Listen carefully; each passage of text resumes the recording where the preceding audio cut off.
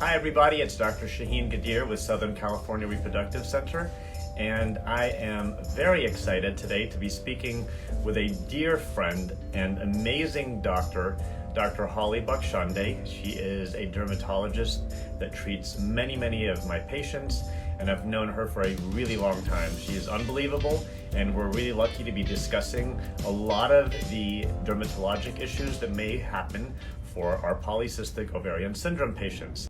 Hi, Dr. B. Hi there. How are you? I'm good. How are you? I'm good. I've been looking forward to this for a really long time. So I'm Same. so glad that we're doing it. Same. Likewise.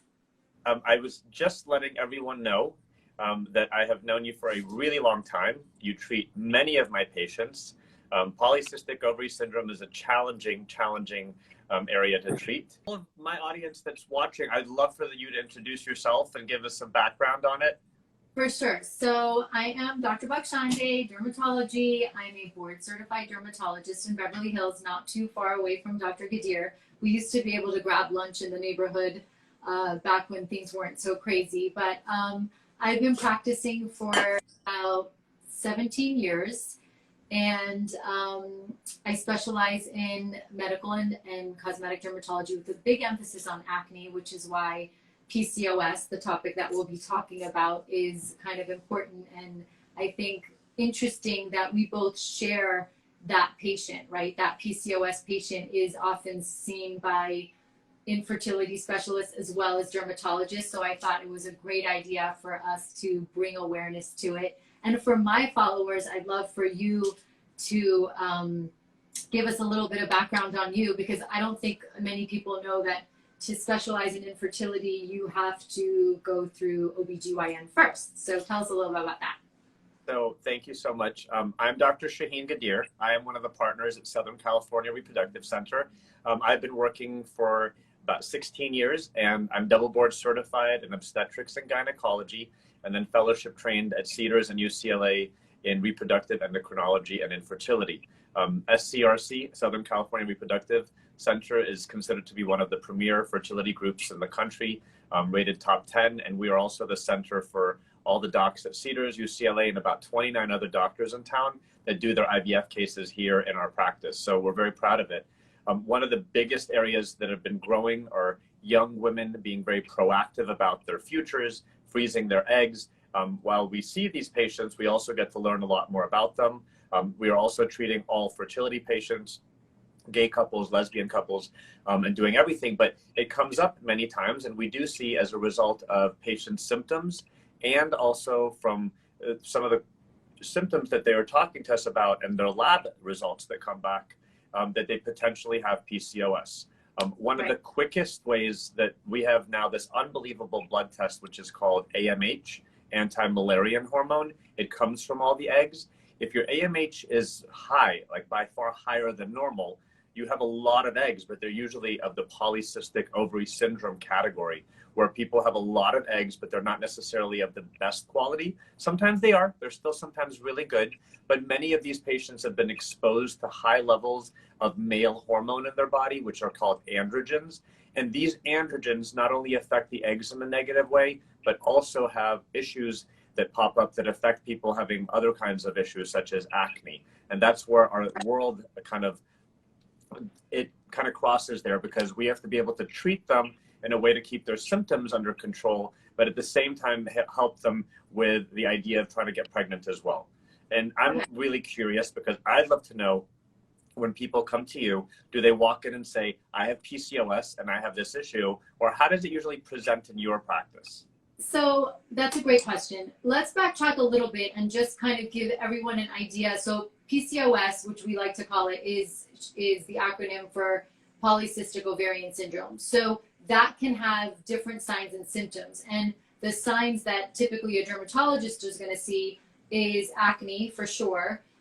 There's also some hair, unwanted hair. So a little bit more hair growth on the facial area for a woman, and hair loss in the place where we want to keep our hair. So hair loss on the top, but more hair on the bottom. So sometimes that'll kind of come up with dermatology. And no, it's rare that I have someone come in and say, I have PCOS, but hopefully with this kind of awareness and with the the recent post that kind of brought up a lot of awareness of PCOS, that people will start being a little bit more aware of what's going on. But there are other signs and symptoms of PCOS, as you well know too, which kind of will overlap with you, which are Right. you know, the irregular periods, and sometimes there's weight gain. You know, there's a lot of issues. Sometimes it could be a pre-diabetic or an issue with diabetes, which that won't really come up in an office visit with me. So there's a lot of things, and not every single person with PCOS has all of the different signs and symptoms, right? So, well, I want everyone to be aware of something. I did my thesis in the area of polycystic ovarian syndrome. And that was the one area that I worked 1.5 years in the laboratory at Cedars-Sinai, doing studies on PCOS. And there are some things that we do to include people with a diagnosis. I have learned it's a major spectrum. So yeah. there are people at one extreme and there are people at the other extreme that you would never think have PCOS but have portions of it. One of the things that happens in our world is that when we do ultrasounds vaginally and looking at the ovaries, if they have a lot of little cysts that usually are in a row on the edge of the ovary called a ring of pearls, that's very, very diagnostic of someone that has a PCOS ovary. Now, 25% of women have PCO ovaries, but do not have at all the actual syndrome. They just have lots of eggs. And that's just one of those natural things that's going on there. With that, another thing is that people usually have very irregular periods and are not ovulating regularly. Mm-hmm. So that is a symptom that, you know, people are just like 30 days, 40 days, 50 days, you know, they go by and they're not regularly ovulating. And that's one of the, anovulation is a big symptom also as well. And like you said, there's clinical things as well. So not only are testosterone levels sometimes elevated in the blood, but also even if you just have the clinical issues and the testosterone is normal, like the hirsutism, which is the abnormal hair growth. Not sure why the screen keeps going dark. Is it going dark on your side too? No, it's not. Okay. So not only is it that we have the abnormal hair growth on the chin, the mustache area has not been considered to be a diagnostic location because there's too many ethnicities that actually do grow hair here that is just culturally, racially normal, that it's not necessary. Right. But the hair that's on the chin, if you're regularly plucking and removing, and I like to say if it's 1 or 2, no, but if it's 10, 15, 20 on a regular basis, yes. And the male pattern baldness, because the testosterone also does begin to show some male pattern baldness, which right. is, like Dr. Bakshandeh said, it is definitely in the area where we don't want it to happen. And also hair growth on the body too. So these are things. The one thing I was going to comment is that Dr. Bakshandeh brought up something very smart about insulin resistance. It's the main underlying issue with polycystic ovarian syndrome. And one of the first physical symptoms that someone may see, or signals that they may see, or signs, is the darkening of their skin in certain locations. So when you see people that have a little darkening around the neck or in the axilla or under the breast, it is not that the skin is dirty. It looks to many people that the skin is dirty, but it is absolutely not. It's one of the first symptoms of insulin resistance that is occurring in the body when the darkening of the skin starts to occur. And one of the most important things that I'm going to talk about for 1 second before we talk about everything that Dr. B does for her patients is that the weight loss, losing weight for many people that have an issue with being overweight is one of the quickest fixes that improves many, many, many of these symptoms. But there are people, again, that are thin and have these symptoms as well, and that could be very challenging. Right. So there isn't any perfect picture where we can say, well, this person has to have this, this, and this to be PCOS. So you can have bits and pieces to kind of fit that syndrome. And obviously what I'm going to see in my office is the acne, that real stubborn acne, very cystic, kind of loves the chin, loves around the mouth and neck. And when I go through my history and examination with my patients, I'm really quite, specific and sure to touch upon those points that are going to give me clues as to whether there is a PCOS picture going on. So I'll ask about menses. Is it regular? Sometimes that'll be masked by being on a birth control pill, right? So if you're on the birth control pill, you will have a regular period. But oftentimes a patient will remember, yes, before I was put on a birth control pill, I was very irregular. And those, the cystic breakouts are happening in a cyclic way. And then, of course, what we talked about before, which is hair growth on the chin, excessive hair growth, or thinning of the hair. So that speaks to the increase in the androgen level. And I'll always do a blood test, for testosterone and DHEAS, which is a type of a derivative of testosterone. But sometimes we won't get back abnormal results. But I will still treat with an anti-androgen, very commonly known as something called spironolactone, which some people may recognize.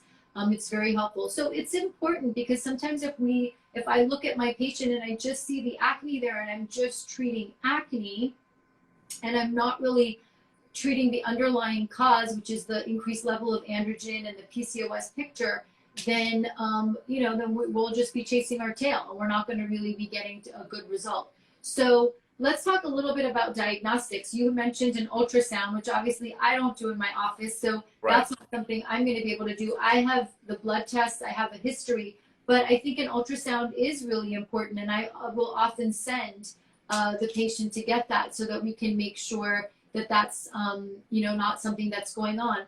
And then, of course, this whole thing of acne is a huge problem with PCOS, but then there's the problem of getting pregnant, which a lot of people end up coming to you. So it can be an issue, but it's totally treatable, right? It's controllable. So the symptoms and signs of PCOS are controllable. It is not curable. You can make it much better, but just for everyone who's watching, because obviously PCOS is an important topic here, the important things are that there's 3 criteria that you have to look at. One is the PCO ultrasound that looks and shows the ovary as looking polycystic with lots of follicles on it. They're called antral follicles. And again, like we said, when they go around the ovary, like a string of pearls is when people usually have these. So that's one criteria. The second criteria is the ovulation and the menstrual cycle. So if you're having abnormal cycles and if you're having a lack of ovulation, that is very, very diagnostic for PCOS. And then the third one is the androgens. It's the male hormones. So whether it's showing in the blood and as elevated, that counts, or whether it's even normal in the blood, but you clinically have the problems of hair growth, acne, or hair loss, those are all signs of excess androgens. You only need to have 2 of the 3 different ones in order to be diagnosed with PCOS.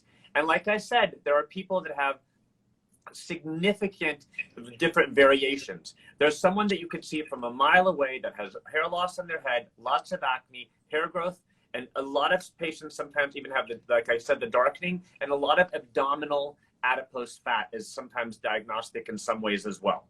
And you can kind of notice from far away, and usually these people have very irregular periods. And then we here in LA have a lot of patients that look absolutely, totally normal, but have very, very stubborn PCOS.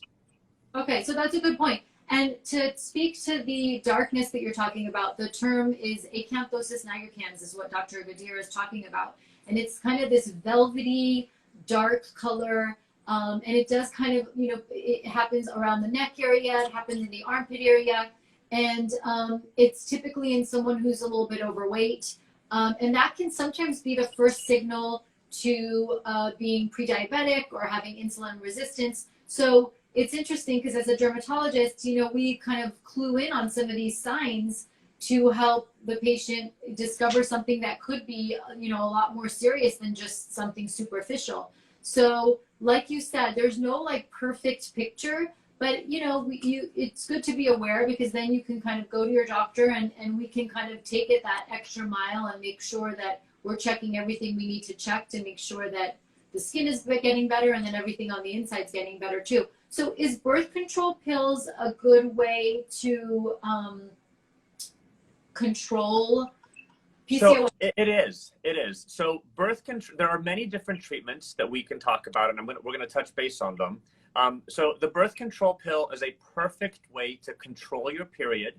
Many patients, it does help a lot with acne too. I'll say that birth control pills are actually FDA approved for the treatment of acne. So I have plenty of patients who are not sexually active or don't particularly want to take birth control for the purpose of pregnancy prevention, but we give it for acne. So yeah, go ahead. And we agree with that 100%. So the birth control pill can regulate your period. Also, many patients who have very irregular cycles and don't have periods for long periods, and some of our patients don't have periods for maybe as long as a year, are at a higher risk of endometrial cancer if they're not shedding the lining of their uterus on a regular basis, which is their period. So we actually encourage people to, whether they take a withdrawal bleed with something called Provera or a kind of progesterone that you take for 7 to 10 days at the end of your month, and then when you stop it, it makes you get a period, or just being on a birth control pill, which can kind of controls your your hormones the whole month. I am a huge fan of the monophasic, which is the same dose the whole month, and you don't have to take the different triphasics, and it gets things confusing, especially since your hormones are not that normal to begin with. I think it's just easier to keep it with a simple birth control. The other medication that Dr. Bakshandeh talked about, which is called spironolactone, it has multiple benefits. The one benefit for PCOS patients is not the one that works as a diuretic, and it's not the one that brings down the levels of prolactin, but it's the one that it basically can control the androgens and lowers the testosterone levels. So that's actually something really important, and we always give those together, because you cannot be on spironolactone and get pregnant. It's a major issue with malformations in your fetus. So I like to make sure that they're on it together. Right. And it's interesting because there are some birth controls that have 25 milligrams of spironolactone built right in there. So you actually might be on a birth control that already has a little bit of spironolactone in there.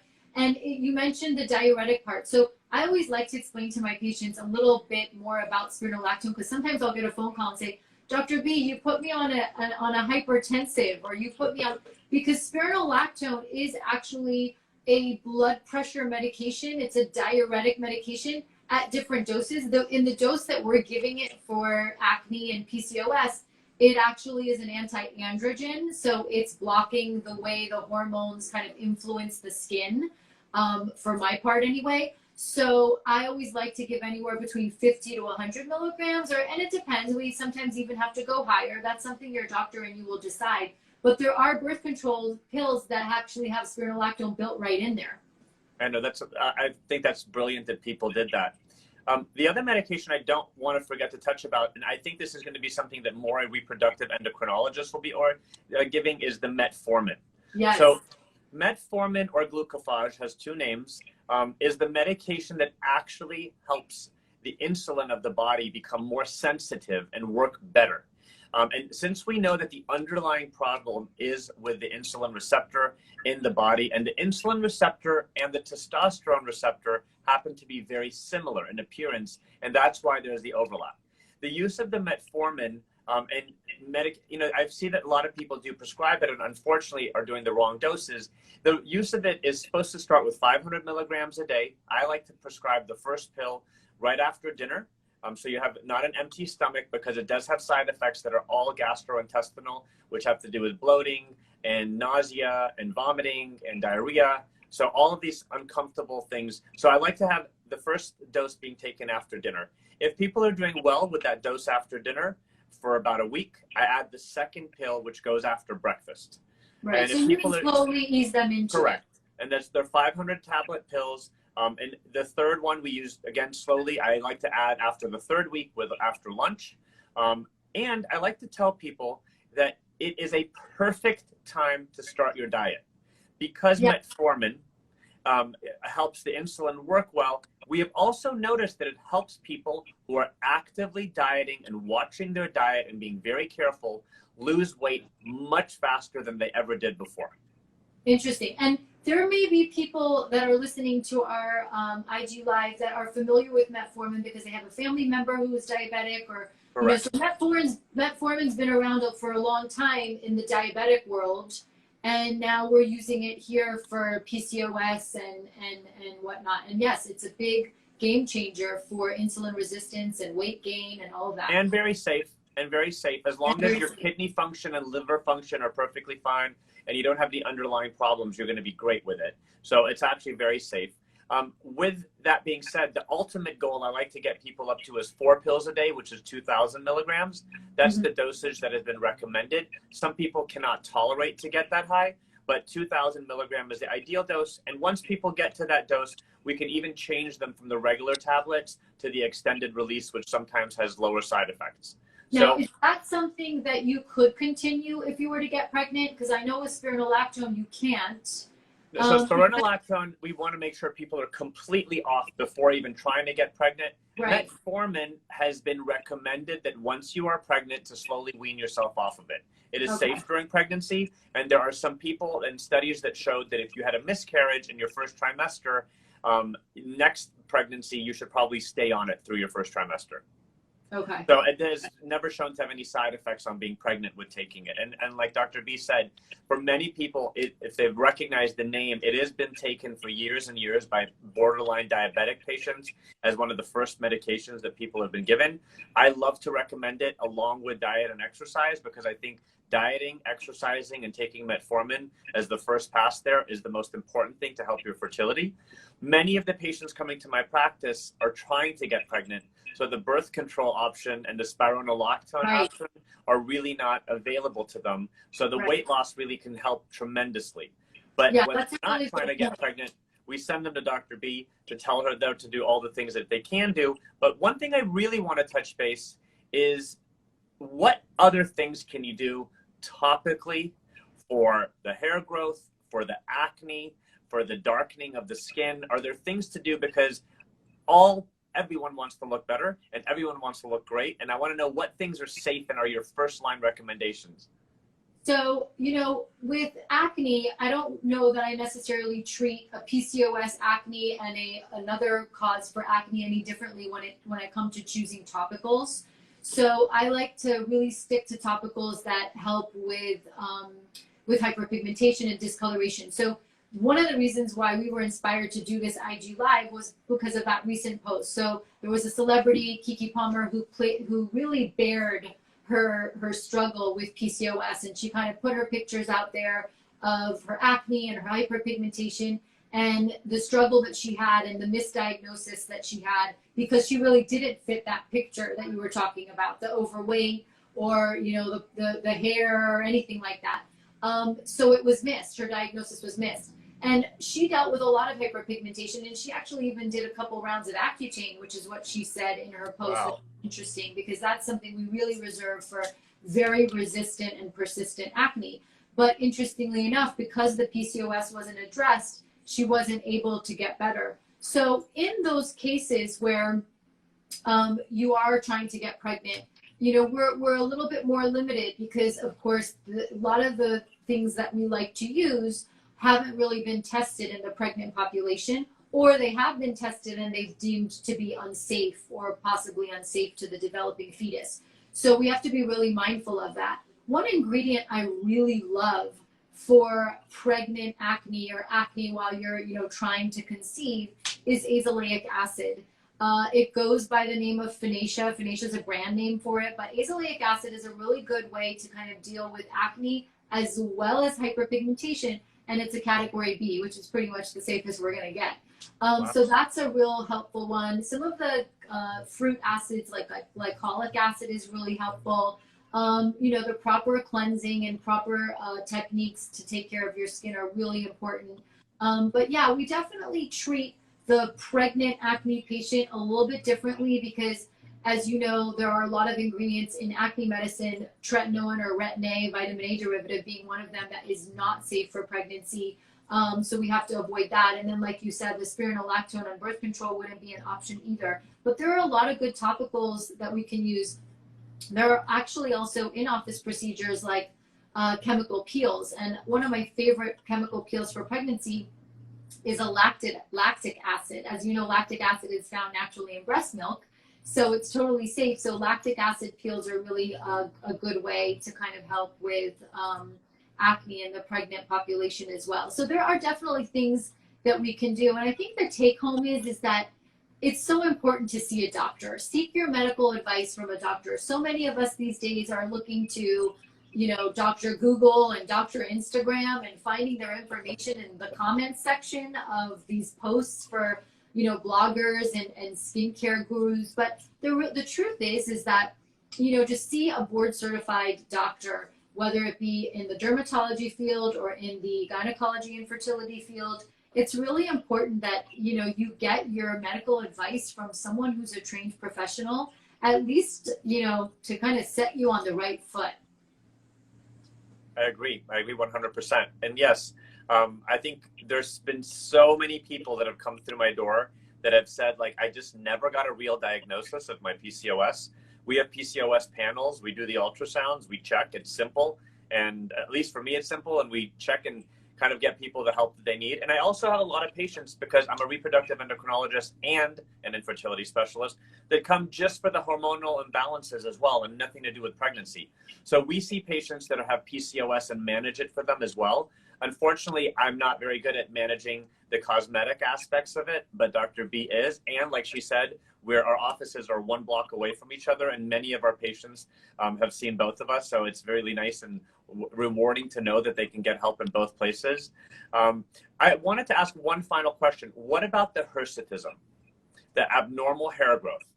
So the abnormal hair growth, interestingly enough, really will help to diminish with an anti-androgen. So something like a spironolactone really helps with growing back the hair that has been lost on the thinning of the top of the head, and also getting rid of some of the hair in unwanted areas.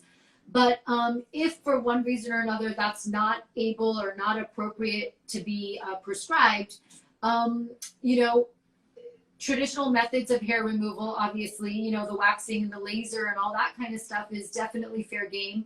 There is a cream that's been around for a really long time called eflornithine or Vanica that also really helps slow down. It's a prescription strength cream. It helps slow down, you know, the hair growth. But you kind of got to get to the root of the problem. Otherwise, it's kind of just putting a Band-Aid on it. So, right. Yeah. There was one question that came through in the question tab that said, what if you're having your period 10 to 15 days a month?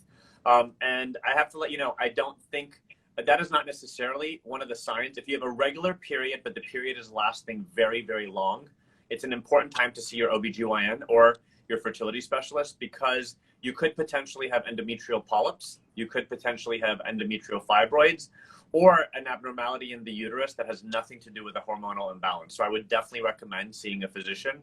Those are things that we can help you with. And if not, you can always reach out to your general OBGYN. But I've loved this. I think this has been so good and so smart, and always an amazing pleasure to speak with one of my favorite human beings in the world. Thank you.